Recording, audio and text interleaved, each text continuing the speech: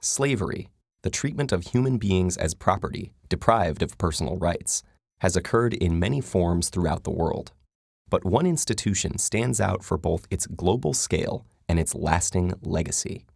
The Atlantic slave trade, occurring from the late 15th to the mid-19th century and spanning 3 continents, forcibly brought more than 10 million Africans to the Americas. The impact it would leave affected not only these slaves and their descendants, but the economies and histories of large parts of the world.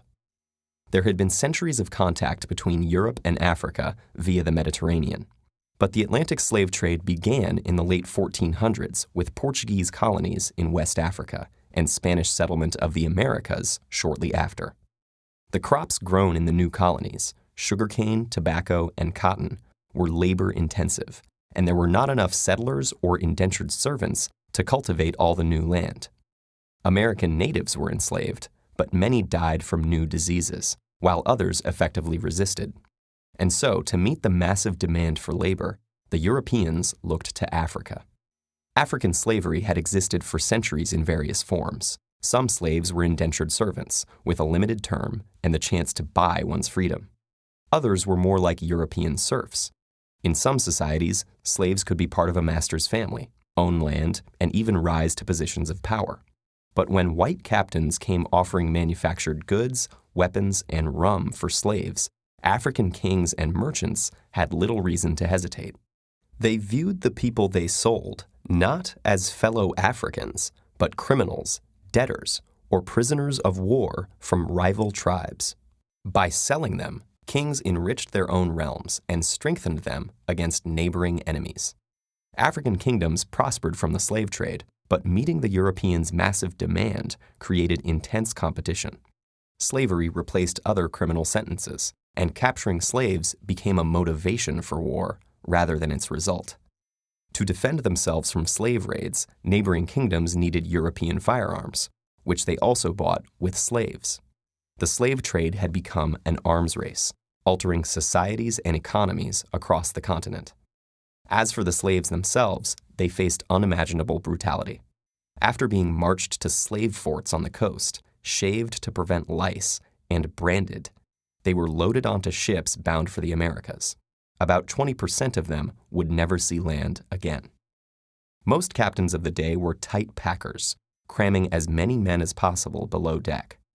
While the lack of sanitation caused many to die of disease and others were thrown overboard for being sick or as discipline, the captains ensured their profits by cutting off slaves' ears as proof of purchase. Some captives took matters into their own hands. Many inland Africans had never seen whites before and thought them to be cannibals, constantly taking people away and returning for more. Afraid of being eaten, or just to avoid further suffering, they committed suicide or starved themselves, believing that in death their souls would return home. Those who survived were completely dehumanized, treated as mere cargo. Women and children were kept above deck and abused by the crew, while the men were made to perform dances in order to keep them exercised and curb rebellion. What happened to those Africans who reached the New World, and how the legacy of slavery still affects their descendants today, is fairly well known. But what is not often discussed is the effect that the Atlantic slave trade had on Africa's future. Not only did the continent lose tens of millions of its able-bodied population, but because most of the slaves taken were men, the long-term demographic effect was even greater. When the slave trade was finally outlawed in the Americas and Europe, the African kingdoms whose economies it had come to dominate collapsed, leaving them open to conquest and colonization. And the increased competition and influx of European weapons fueled warfare and instability that continues to this day. The Atlantic slave trade also contributed to the development of racist ideology. Most African slavery had no deeper reason than legal punishment or intertribal warfare, but the Europeans who preached a universal religion and who had long ago outlawed enslaving fellow Christians needed justification for a practice so obviously at odds with their ideals of equality. So they claimed that Africans were biologically inferior and destined to be slaves, making great efforts to justify this theory. Thus, slavery in Europe and the Americas acquired a racial basis, making it impossible for slaves and their future descendants to attain equal status in society.